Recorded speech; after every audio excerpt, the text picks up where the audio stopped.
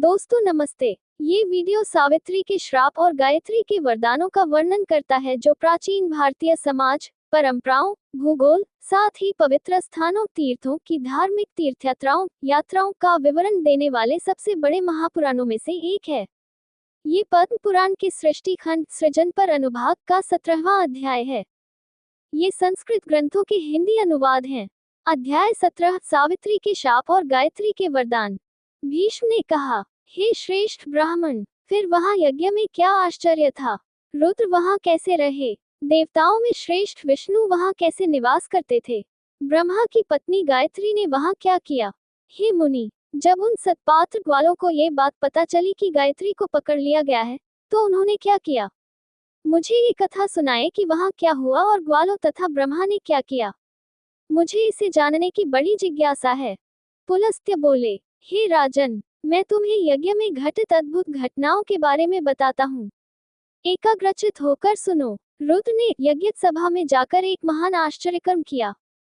भगवान अर्थात रुद्र निंदनीय रूप धारण करके ब्राह्मणों के पास आए।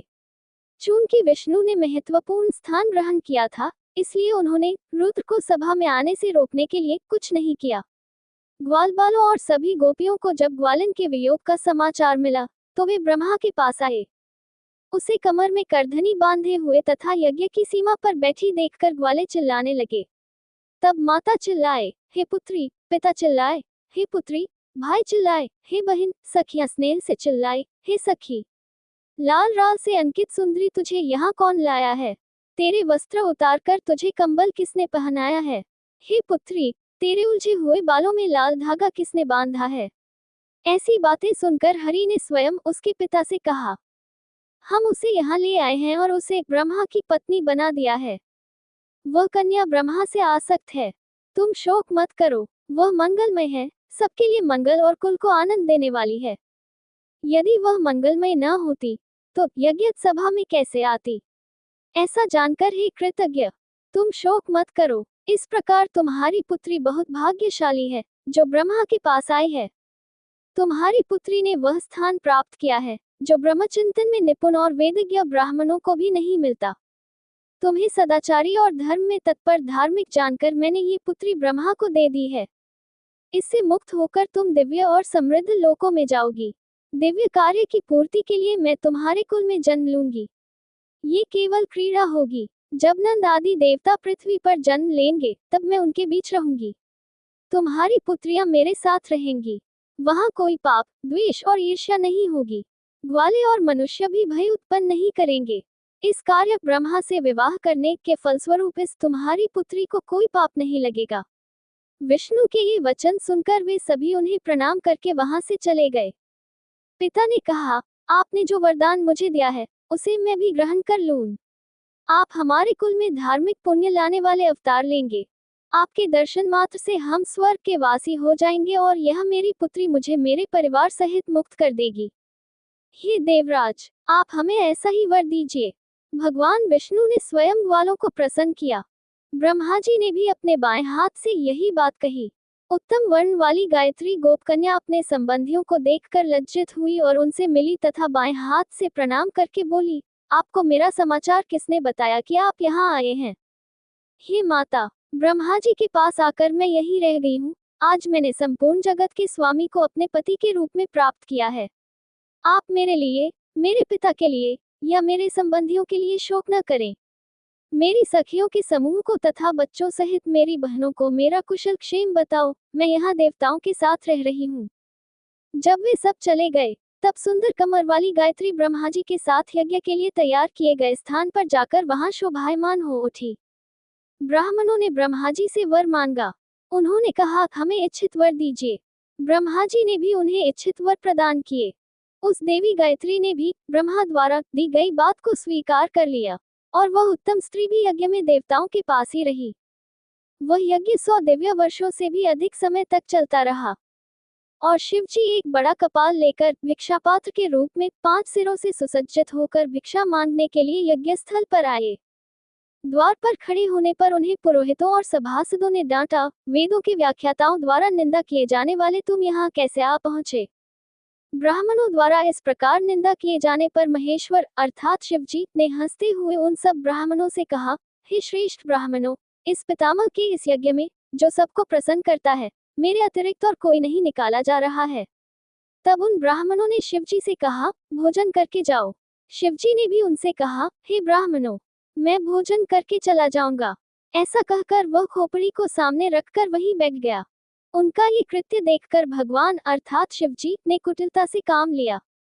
खोपड़ी को भूमि पर रखकर ब्राह्मणों की ओर देखकर बोले, हे श्रेष्ठ ब्राह्मणों, मैं स्नान के लिए पुष्कर पवित्र स्थान जा रहा हूँ। उनके कहने पर शीघ्र जाओ। भगवान चले गए। देवताओं को स्तब्ध करके वे उत्सुकता से आकाश में ही रह गए। जब शिवजी स्नान के लिए पुष्कर गए, तब ब्रह्मा जी ने शीघ्र ही कहा, जब खोपड़ी यज्ञ सभा में है, तो यहाँ यज्ञ कैसे किया जा सकता है? खोपड़ी में गंदी चीजें हैं। सभा में एक ब्राह्मण ने कहा, मैं खोपड़ी को फेंक दूंगा। उस सदस्य यानी उस ब्राह्मण ने उसे अपने हाथ से उठाया और फेंक दिया। तभी वहां एक और खोपड़ी प्रकट हुई, फिर से उसे उठाया गया। इस तरह दूसरी, तीसरी, 20, 30, 50, 100, 1000, 10,000 खोपड़ियां वहां प्रकट हुई। श्रेष्ठ ब्राह्मणों को खोपड़ियों का कोई अंत नहीं मिला। पुष्कर वन में पहुंचकर भगवान शिव को नमस्कार करके उन्होंने वैदिक प्रार्थनाओं के साथ उन्हें समर्पित किया और सभी ने मिलकर उन्हें बहुत प्रसन्न किया। तब स्वयं शिव प्रसन्न हुए। तब उनकी भक्ति के परिणाम स्वरूप शिव ने स्वयं को उनके सामने प्रकट किया। तब उस भगवान ने उन श्रेष्ठ ब्राह्मणों से, जो भक्ति के कारण दीन थे, कहा, खोपड़ी के बिना चावल पीसकर पात्रों में रखकर हवन नहीं किया जा सकता। हे ब्राह्मणों, मैं जैसा कहता हूँ वैसा करो, मेरे लिए भली भांति अर्पण किया हुआ भाग रखो। यदि ऐसा किया जाए तो मेरी सारी आज्ञाएं पूरी हो जाएंगी। ब्राह्मणों ने कहा, ठीक है, हम आपके निर्देशों का पालन करेंगे। भगवान ने खोपड़ी को हाथ में लेकर महान पितामह से कहा, हे ब्रह्मा, जो वरदान तुम्हें प्रिय है, उसे मांगो। हे भगवान, मैं तुम्हें सब कुछ दूंगा। ऐसा कुछ भी नहीं है जो मैं न दे सकूं। ब्रह्मा जी ने कहा, मैं दीक्षित हो चुका हूँ और यहाँ यज्ञ सभा में बैठा हूँ, अतः मैं आपसे कोई वर स्वीकार नहीं करूंगा। जो यहाँ मुझसे प्रार्थना करेगा, मैं उसे वह सब दूंगा जो वह चाहता है। यज्ञ में इस प्रकार बोल रहे वरदाता पितामह से, ठीक है, कहकर उस रुद्र ने उनसे वर मांगने के लिए कहा। फिर जब मनु काल व्यतीत हो गया, तब भगवान ने उसी प्रकार यज्ञ किया। शंभु ने ब्रह्मा जी के स्थान के उत्तर में अपना स्थान निश्चित किया। वे चारों वेदों के पूर्ण ज्ञाता देव उस समय नगर को देखने गए थे। ब्राह्मणों की बातें सुनकर वे जिज्ञासावश यज्ञ सभा में गए। ब्रह्मा जी के घर में उसी पागल वेश में प्रविष्ट महेश्वर को श्रेष्ठ ब्राह्मणों ने देखा।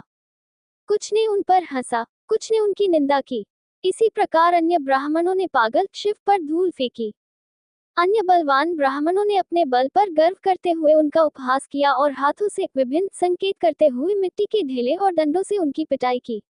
इसी प्रकार अन्य युवकों ने भी उनके पास जाकर उनकी उलझी हुई जटाओं को पकड़कर पूछा, किसने तुम्हें व्रत करने की यह विधि बताई है? यहाँ सुंदर स्त्रियां हैं, तुम उन्हीं को लेने आए हो।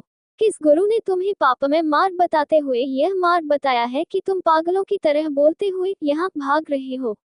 शिव ने उत्तर दिया, मेरी जन्नेंद्रिय ब्रह्मा का रूप है और मेरी मूल योनि विष्णु है। इस बीज को बोना है, अन्यथा संसार को कष्ट होगा। ये पुत्र मुझसे उत्पन्न हुआ और इससे मेरी उत्पत्ति हुई। सृष्टि महादेव अर्थात शिव के लिए है। मेरी पत्नी हिमालय पर उत्पन्न हुई है। उमा रुद्र को दी गई थी। बताओ वह किसकी पुत्री है? हे मूर्खों, तुम नहीं जानते। भगवान तुम्हें बताएं अर्थात समझाएं। ये मार्ग ब्रह्मा ने नहीं अपनाया, नहीं विष्णु ने दिखाया, नहीं ब्रह्मा के हत्यारे शिव ने दिखाया। तुम भगवान की निंदा कैसे कर रहे हो? आज तुम्हें हमारे द्वारा मारा जाना चाहिए। हे राजन, इस प्रकार ब्राह्मणों द्वारा पीटे जाने पर शंकर जी ने वहां उपस्थित सभी ब्राह्मणों से हंसकर कहा, हे ब्राह्मणों, क्या तुमने मुझ उन्मत्त मूर्छित पुरुष को नहीं पहचाना? तुम सभी दयालु हो और मेरे साथ मित्रता से रहते हो। श्रेष्ठ ब्राह्मणों ने हर की चाल से अचंभित होकर विनती करते हुए ब्राह्मण का वेश धारण करके पागल वेशधारी को हाथ, पैर, मुठियां, डंडे और कोहनियों से पीटा। इस प्रकार ब्राह्मणों द्वारा सताए जाने पर वह क्रोधित हो गया। तब भगवान अर्थात शिवजी ने उन्हें शाप दिया कि तुम वेदों द्वारा त्याग दिए जाओगे, तुम्हारे केश खड़े हो जाएंगे तुम यज्ञ से विमुख हो जाओगे, दूसरों की स्त्रियों के साथ भोग करोगे, वेश्याओं की संगति और जुए में आनंदित होगे, तुम्हारे माता पिता तुम्हें त्याग देंगे, पुत्र को माता पिता का धन या विद्या नहीं मिलेगी तथा तुम सब लोग मूढ़ होकर अपनी इंद्रियों द्वारा त्यागे हुए तथा दूसरों के अन्न पर निर्भर होकर रुद्र के समान भिक्षा प्राप्त करोगे। इस प्रकार का आचरण करने वाले तथा धर्म से रहित तुम लोग मेरे नहीं हो, परंतु जो ब्राह्मण मुझ पर दया करेंगे उनके पास धन, पुत्र, दास दासियां, छोटे छोटे पशु होंगे तथा कुलीन कुलों में जन्मी स्त्रियां उनकी पत्नियां होंगी, क्योंकि अब मैं इन ब्राह्मणों पर प्रसन्न हूँ। इस प्रकार शाप और वरदान देकर भगवान अंतर्धान हो गए। उनके चले जाने पर ब्राह्मणों ने उन्हें भगवान शंकर समझकर उनकी खोज की, किंतु जब वे उन्हें नहीं मिले तब वे स्वनियमित धार्मिक अनुष्ठानों से युक्त होकर पुष्कर वन में आए। श्रेष्ठ सरोवर में स्नान करके ब्राह्मणों ने रुद्र के 100 नामों का उच्चारण किया। प्रार्थना के बुदबुदाने के बाद भगवान अर्थात शिव ने उनसे दिव्यवाणी में कहा, मैंने कभी भी खुलकर बात करते हुए झूठ नहीं बोला। फिर जब मैंने अपनी इंद्रियों को वश में कर लिया है तो मैं झूठ कैसे बोलूंगा। मैं तुम्हें पुनः सुख प्रदान करूंगा। जो ब्राह्मण शांत, संयमी, मेरे प्रति समर्पित और मुझ में स्थिर हैं, उनके वेद अर्थात वैदिक ज्ञान, धन और संतान छीने नहीं जाएंगे। जो ब्राह्मण पवित्र अग्नि की देखभाल में लगे रहते हैं, जनार्दन अर्थात विष्णु के प्रति समर्पित रहते हैं, ब्रह्मा और सूर्य की पूजा करते हैं, जो तेज के ढेर हैं और जिनके मन संतुलन में स्थिर हैं। ये शब्द कहकर वे चुप हो गए। भगवान शिव से वरदान और कृपा पाकर वे सभी ब्राह्मण ब्रह्मा जी के पास गए। वे ब्रह्मा जी को प्रसन्न करके उनके सामने खड़े हो गए। ब्रह्मा जी ने प्रसन्न होकर उनसे कहा, तुम लोग मुझसे भी कोई वर मांगो। ब्रह्मा जी के इन वचनों से वे सभी श्रेष्ठ ब्राह्मण प्रसन्न हो गए। वे आपस में कहने लगे, हे ब्राह्मणों, ब्रह्मा जी के प्रसन्न होने पर हम लोग कौन सा वर मांगे। इस वर के फलस्वरूप हमें अग्नि, वेद, विविध धर्मग्रंथ और संतति संबंधी लोगों की रक्षा प्राप्त हो। जब ब्राह्मण आपस में इस प्रकार बातें कर रहे थे तब वे क्रोधित हो गए। वे बोले, तुम लोग कौन हो? यहाँ कौन श्रेष्ठ है? हम ही श्रेष्ठ हैं। अन्य ब्राह्मणों ने कहा, नहीं, ऐसा नहीं है। ब्रह्मा ने वहां उपस्थित क्रोध से भरे हुए ब्राह्मणों को देखकर उनसे कहा, चूंकि तुम लोग यज्ञ सभा से बाहर 3 समूहों में रहे, इसलिए ही ब्राह्मणों, तुम लोगों में से एक समूह मौलिक कहलाएगा। जो तटस्थ रहे वे उदासीन कहलाएंगे। हे ब्राह्मणों, तीसरा समूह उन लोगों का होगा जिनके पास शस्त्र होंगे और जो तलवारों से सुसज्जित होंगे, वे कौशिकी कहलाएंगे। इस प्रकार 3 समूहों द्वारा अधिग्रहित यह स्थान पुनर्तः तुम्हारा होगा। यहाँ रहने वाले लोगों को बाहर से अर्थात बाहरी लोगों द्वारा विश्व कहा जाएगा। विष्णु अवश्य ही इस अज्ञात स्थान की देखभाल करेंगे। मेरे द्वारा दिया गया ये स्थान सदा रहेगा और पूर्ण होगा। ऐसा कहकर ब्रह्मा ने यज्ञ के समापन के बारे में सोचा। ये सभी ब्राह्मण जो कुछ समय पहले क्रोध और ईर्ष्या से भरे हुए थे, उन्होंने मिलकर अतिथियों को भोजन कराया और वैदिक अध्ययन में तल्लीन हो गए। ये पुष्कर, जिसे ब्रह्मा भी कहते हैं, महान पवित्र स्थान है। उस पवित्र स्थान में रहने वाले शांतचित्त ब्राह्मणों के लिए ब्रह्मा के लोक में कुछ भी प्राप्त करना कठिन नहीं है।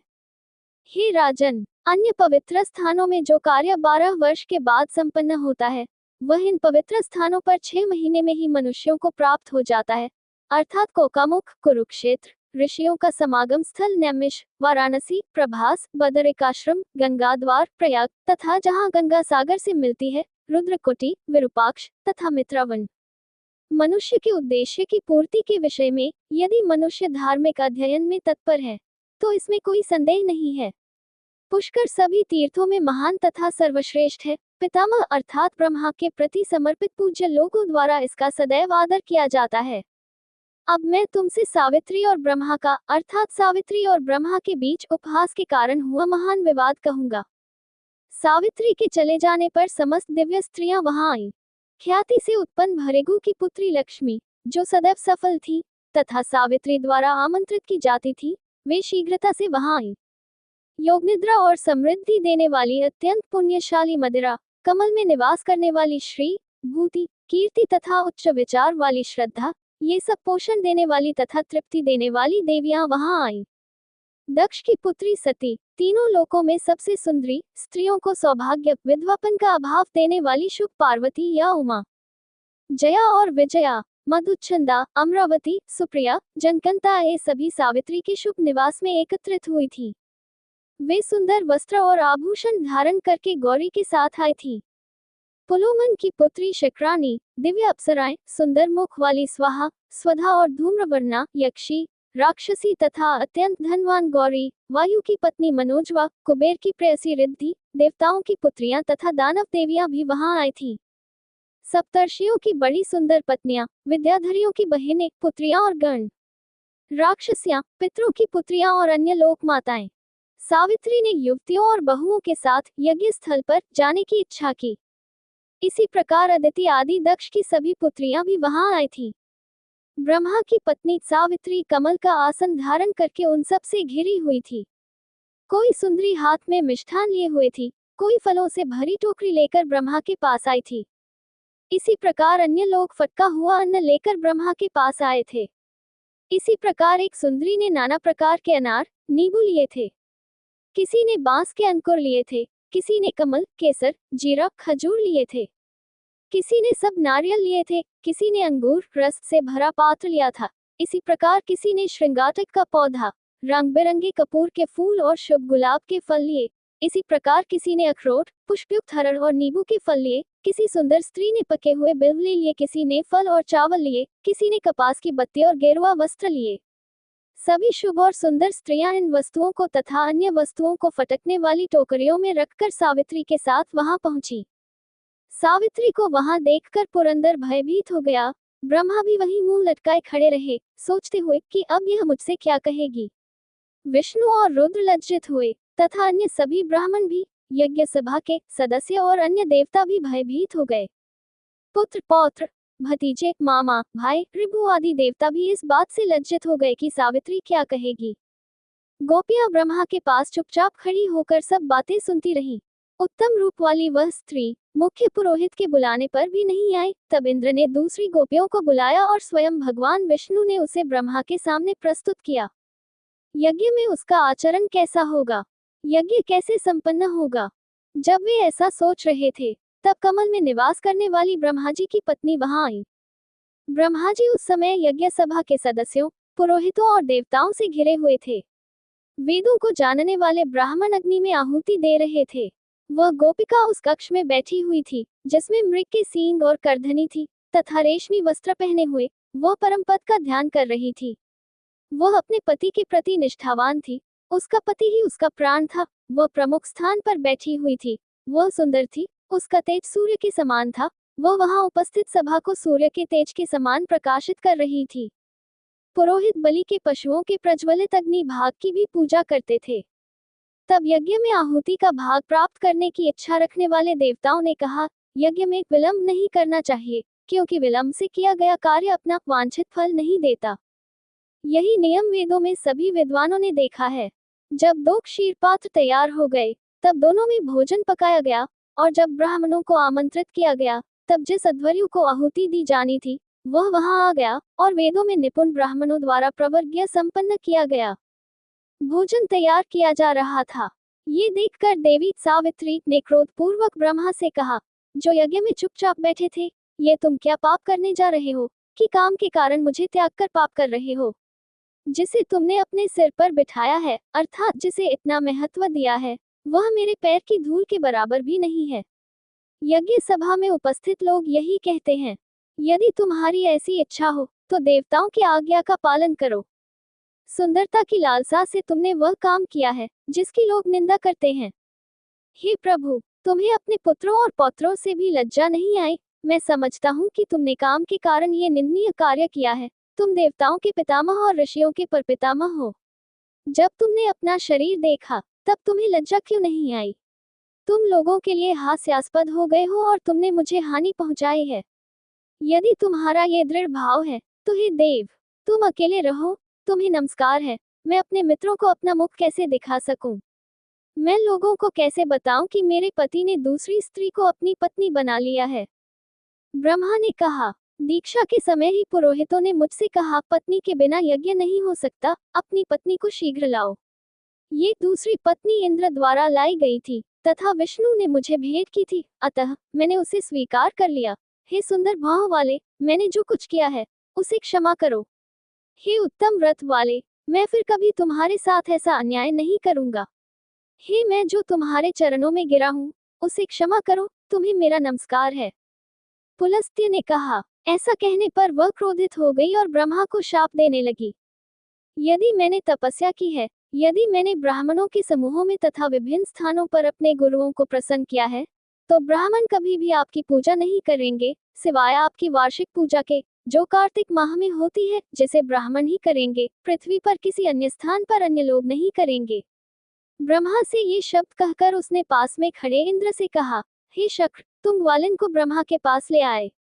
चूंकि यह एक नीच कर्म था, इसलिए तुम्हें इसका फल मिलेगा।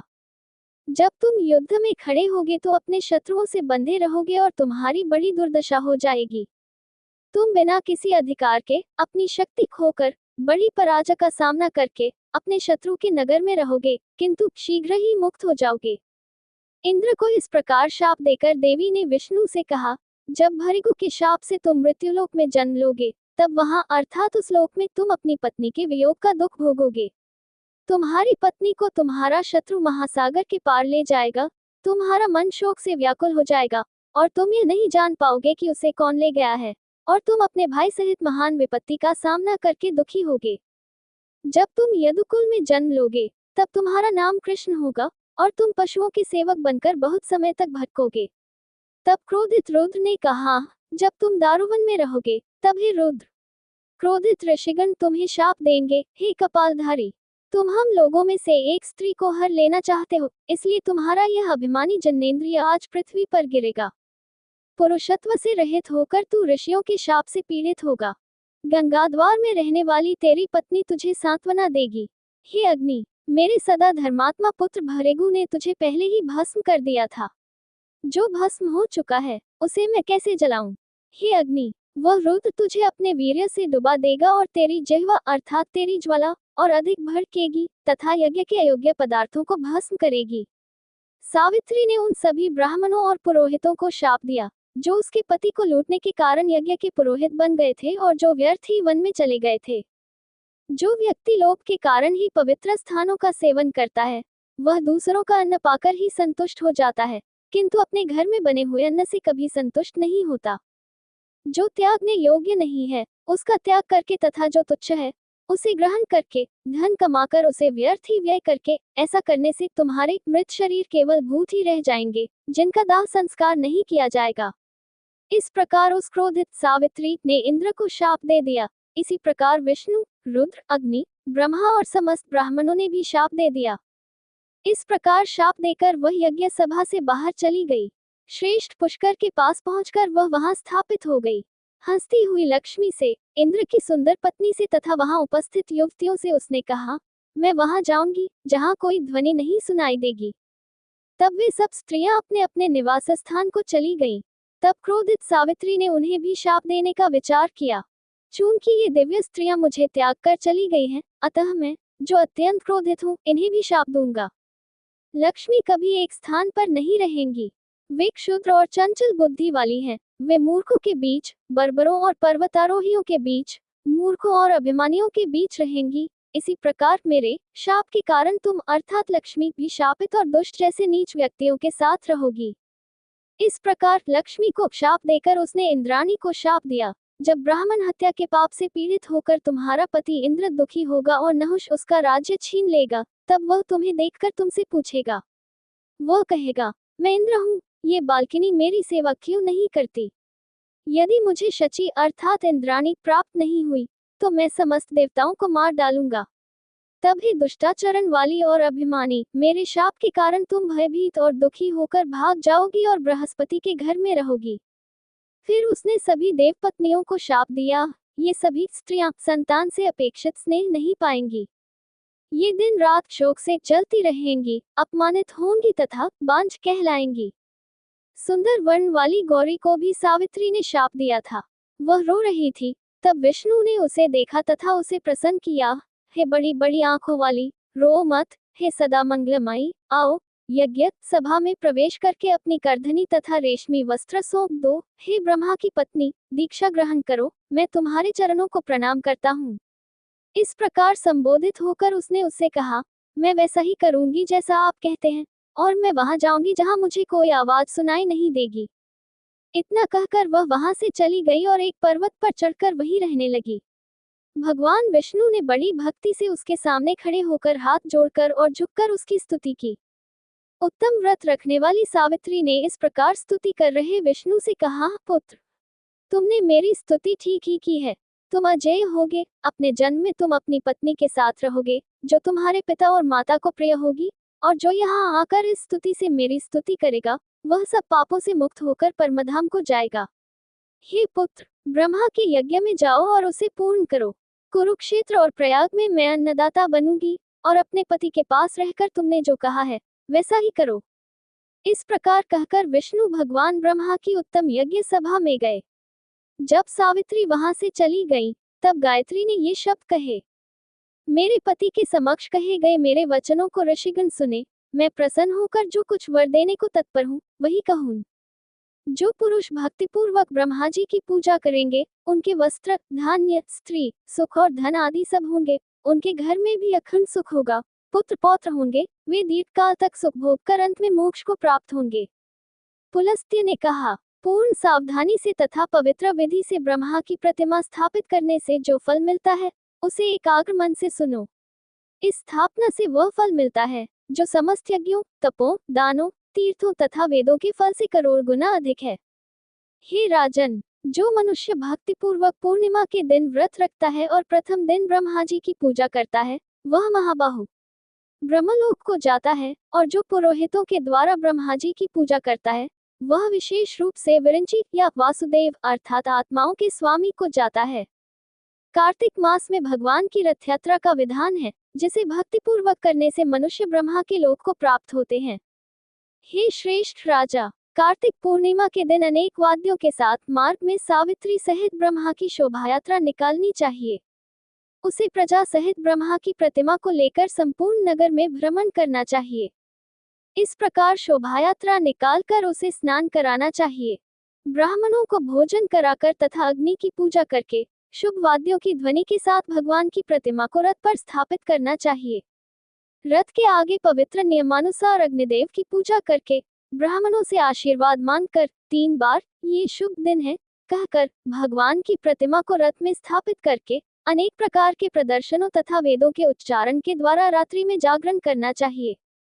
हे राजन, भगवान को जगाकर प्रातःकाल ब्राह्मणों को यथाशक्ति अनेक प्रकार के भोजन खिलाकर पवित्र विधि से पूजन करके घी और दूध से तथा पवित्र नियमानुसार पूजन करके ब्राह्मणों से आशीर्वाद मांगकर तथा शुभ दिन बताकर रथ को नगर में ले जाना चाहिए।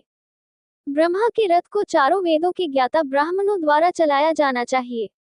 हे वीर, इसी प्रकार अथर्ववेद के जानकार तथा अनेक श्लोकों के ज्ञाता पुरोहितों द्वारा तथा सामवेद के मंत्रोच्चार करने वाले पुरोहितों द्वारा भी उसे इस प्रकार सर्वोच्च देवता के रथ को नगर के चारों ओर समतल मार्ग से ले जाना चाहिए। हे वीर, अपने कल्याण की इच्छा रखने वाले शूद्र को रथ नहीं चलाना चाहिए तथा भोजक के अतिरिक्त किसी बुद्धिमान व्यक्ति को रथ पर नहीं चढ़ना चाहिए। हे राजन, ब्रह्मा जी के दाहिनी ओर सावित्री को, बाईं ओर भोजक को तथा सामने कमल को स्थापित करना चाहिए। इस प्रकार हे वीर, अनेक तुरही और शंखों की ध्वनि के साथ बुद्धिमान पुरुष को चाहिए कि वह रथ को संपूर्ण नगर में घुमाकर उसके आगे दीप जलाकर यथास्थान पर भगवान की प्रतिमा स्थापित करे। जो ऐसा जुलूस निकालता है या जो भक्तिपूर्वक उसे देखता है या जो रथ को खींचता है, वह ब्रह्मा जी के धाम को जाता है। जो कार्तिक मास की अमावस्या को ब्रह्मा जी के भवन अर्थात मंदिर में दीपदान करता है और प्रथम दिन कार्तिक के चंदन, पुष्प और नवीन वस्त्र से स्वयं का पूजन करता है, वह ब्रह्मा जी के धाम को जाता है। यह अत्यंत पवित्र दिन है, जिस दिन बलि का राज्य स्थापित हुआ था। ये दिन ब्रह्मा को बहुत प्रिय है, इसे बाली कहते हैं। जो इस दिन ब्रह्मा की तथा विशेष रूप से स्वयं की पूजा करता है, वह असीम तेज वाले भगवान विष्णु के सर्वोच्च स्थान को प्राप्त होता है। हे महाबाहु, चैत्र का प्रथम दिन शुभ तथा श्रेष्ठ है। जो श्रेष्ठ पुरुष इस दिन चांडाल का स्पर्श करके स्नान करता है, उसे कोई पाप, मानसिक पीड़ा या शारीरिक रोग नहीं होता। इसलिए इस दिन स्नान करना चाहिए अथवा मूर्ति के सामने दीप जलाना चाहिए, जिससे सभी रोग नष्ट हो जाते हैं।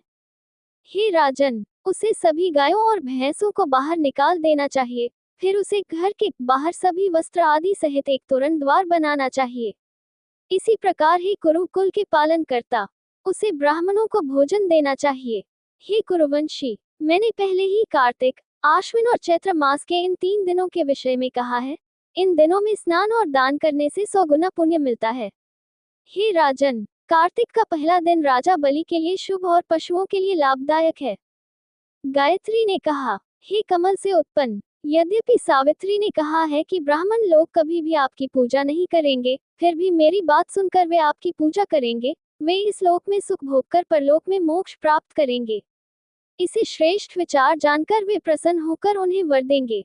हे इंद्र, मैं तुम्हें वरदान देता हूँ कि जब तुम अपने शत्रुओं द्वारा बंदी बना लिए जाओगे, तब ब्रह्मा शत्रुओं के लोक में जाकर तुम्हें मुक्त कर देंगे। शत्रुओं के नाश से तुम्हें बहुत आनंद होगा और जो तुम्हारी राजधानी चली गई थी, वह तुम्हें पुनः मिल जाएगी। तीनों लोकों में तुम्हारा बड़ा राज्य होगा, जिसमें कोई क्लेश नहीं होगा। हे विष्णु, जब तुम पृथ्वी पर अवतार लोगे, तब तुम अपने भाई के साथ अपनी पत्नी के अपहरण आदि के कारण महान दुख भोगोगे। तुम अपने शत्रुओं को मारकर देवताओं के समक्ष अपनी पत्नी को बचाओगे, उसे स्वीकार करके तथा पुनः राज्य करके स्वर्ग जाओगे। तुम 11,000 साल तक हुकूमत करोगे और फिर जन्नत जाओगे। दुनिया में तुम्हारी बड़ी शोहरत होगी और तुम लोगों से मोहब्बत करोगे। हे देव, जो मनुष्य राम के रूप में आपके द्वारा मोक्ष प्राप्त करेंगे, वे प्रसिद्ध सनातनी लोकों को प्राप्त करेंगे। तब वर देने वाली गायत्री ने रुद्र से कहा, जो मनुष्य आपके लिंग की पूजा करेंगे, भले ही वह गिरा हुआ हो, उससे शुद्ध होकर पुण्य कमाएंगे, वे स्वर्ग के भागी होंगे। आपके लिंग की पूजा करने से मनुष्यों को जो गति मिलती है, वह अग्नि जलाने या उसमें आहुति देने से नहीं मिलती। जो मनुष्य प्रातःकाल बिल्वपत्र से आपके लिंग की पूजा करेंगे, वे रुद्रलोक का आनंद लेंगे। हे अग्नि, आप भी शिव भक्त का पद पाकर पवित्र करने वाले बनिए। इसमें कोई संदेह नहीं है कि आपके प्रसन्न होने पर देवता प्रसन्न होते हैं। देवताओं को हवि आपके द्वारा ही प्राप्त होती है। निश्चय ही आपके प्रसन्न होने पर देवता भी प्रसन्न होकर हवि का भोग ग्रहण करेंगे। इसमें कोई संदेह नहीं है, क्योंकि ऐसा वैदिक कथन है। तब गायत्री ने उन सब ब्राह्मणों से ये वचन कहे, इसमें कोई संदेह नहीं है कि जो मनुष्य आपको संपूर्ण तीर्थों में प्रसन्न करके वैराज नामक स्थान को जाएंगे, वे नाना प्रकार के भोजन तथा बहुत सी भेंट देकर तथा पितरों को प्रसन्न करके देवताओं के भी देवता हो जाएंगे। श्रेष्ठ ब्राह्मणों के मुख से प्राप्त हवि को देवता तुरंत भोगते हैं तथा पितरों को तुरंत भोग लगता है, क्योंकि आप ही तीनों लोकों को पालने में समर्थ हैं। इसमें कोई संदेह नहीं है। आप सब लोग श्वास के संयम से पवित्र हो जाएंगे। हे श्रेष्ठ ब्राह्मणों, पुष्कर में स्नान करके तथा वेदों की माता गायत्री का उच्चारण करके दान लेने के कारण तुम्हें पाप नहीं लगेगा। पुष्कर में ब्राह्मणों को भोजन कराने से सभी देवता प्रसन्न होते हैं। यदि कोई मनुष्य एक ब्राह्मण को भी भोजन कराए, तो उसे 1 करोड़ को भोजन कराने का फल मिलता है। मनुष्य ब्राह्मण के हाथ में धन देकर अपने समस्त पापों जैसे ब्राह्मण हत्या आदि को नष्ट कर देते हैं। मेरी स्तुति करके 3 बार उसकी पूजा करनी चाहिए। उसी क्षण ब्राह्मण हत्या जैसा पाप भी नष्ट हो जाता है। गायत्री 10 जन्मों में किए हुए पाप को, अर्थात 1000 जन्मों में किए हुए पाप को तथा तीनों युगों के 1000 समूहों को नष्ट कर देती है। इस प्रकार मेरी स्तुति करके और जानकर तुम सदा के लिए पवित्र हो जाओगे। इसमें कोई संदेह या संकोच नहीं है। सिर झुकाकर मेरी स्तुति करके, विशेष रूप से 3 अक्षरों वाले ओम का उच्चारण करके तुम निसंदेह पवित्र हो जाओगे। मैं 8 अक्षरों में स्थित हूँ। ये जगत मुझसे व्याप्त है। मैं सभी शब्दों से सुशोभित होकर वेदों की माता हूँ। श्रेष्ठ ब्राह्मण भक्तिपूर्वक मेरा नाम जपने से सिद्धि प्राप्त करेंगे। तुम सब लोग मेरा नाम जपने से श्रेष्ठता प्राप्त करोगे। चारों वेदों को जानने वाले, सब कुछ खाने वाले और सब कुछ बेचने वाले से गायत्री का सार जानने वाला संयमी ब्राह्मण श्रेष्ठ है। चूंकि सावित्री ने सभा में ब्राह्मणों को शाप दिया था, इसलिए यहाँ जो कुछ भी दिया या अर्पित किया जाता है, वह सब अक्षय हो जाता है। इसलिए हे श्रेष्ठ ब्राह्मणों, मैंने यह वरदान दिया है, जो ब्राह्मण पवित्र अग्नि की देखभाल में तत्पर रहते हैं और 3 बार अर्थात प्रातः, दोपहर और सायं आहुति देते हैं, वे अपनी 21 पीढ़ियों के साथ स्वर्ग जाते हैं। इस प्रकार इंद्र, विष्णु, रुद्र, अग्नि, ब्रह्मा तथा पुष्कर के ब्राह्मणों को उत्तम वरदान देकर गायत्री ब्रह्मा के पास ही रहने लगी। तब भाटों ने लक्ष्मी को शाप का कारण बताया। ब्रह्मा की प्रिय पत्नी गायत्री ने इन सभी युवतियों और लक्ष्मी को दिए गए अनेक शापों को जानकर उन्हें वरदान दिया कि सबको सदैव वंदनीय बनाने वाली, धन धान्य से सुशोभित करने वाली, सबको प्रसन्न करने वाली, तुम शोभायमान रहोगी। हे पुत्री, तुम जिस किसी को देखोगी वह सब धर्म का भागी होगा, किंतु यदि तुम उसे त्याग दोगी तो वे सब दुखी होंगे। हे मनोहर मुख वाली, केवल वही जिन पर तुम कृपा करोगी उच्च कुल और कुलीन कुल में जन्म लेंगे, धर्म का पालन करेंगे। केवल वे ही सभा में शोभायमान होंगे और केवल वे ही राजाओं की कृपा दृष्टि पाएंगे। श्रेष्ठ ब्राह्मण केवल उन्हीं की पूजा करेंगे और केवल उन्हीं के प्रति विनयशील रहेंगे। तुम हमारे भाई, पिता, गुरु और संबंधी हो, इसमें कोई संदेह नहीं है। मैं तुम्हारे बिना नहीं रह सकता। जब मैं तुम्हें देखता हूँ तो मेरी दृष्टि स्वच्छ और सुंदर हो जाती है, मेरा मन बहुत प्रसन्न रहता है। मैं तुझसे सत्य और केवल सत्य कह रहा हूँ। ऐसी प्रसन्नता देने वाली बातें वे लोग सुनेंगे जो भले लोग तेरी कृपा दृष्टि से देखे गए हैं। इंद्रत्व प्राप्त करके नहुष आपकी स्तुति करेगा। आपके द्वारा अगस्त्य के वचनों से दबे हुए पापी सर्प बनकर आपसे विनती करेंगे कि हे मुनि, मैं अभिमान के कारण नष्ट हो गया हूँ, आप मेरी शरण हो जाइए अर्थात मेरी सहायता कीजिए। तब पूज्य मुनि उसके अर्थात नहुष के उन वचनों से हृदय में दया करके उससे ये वचन कहेंगे कि तेरे कुल का सम्मान करने वाला एक राजा तेरे कुल में उत्पन्न होगा।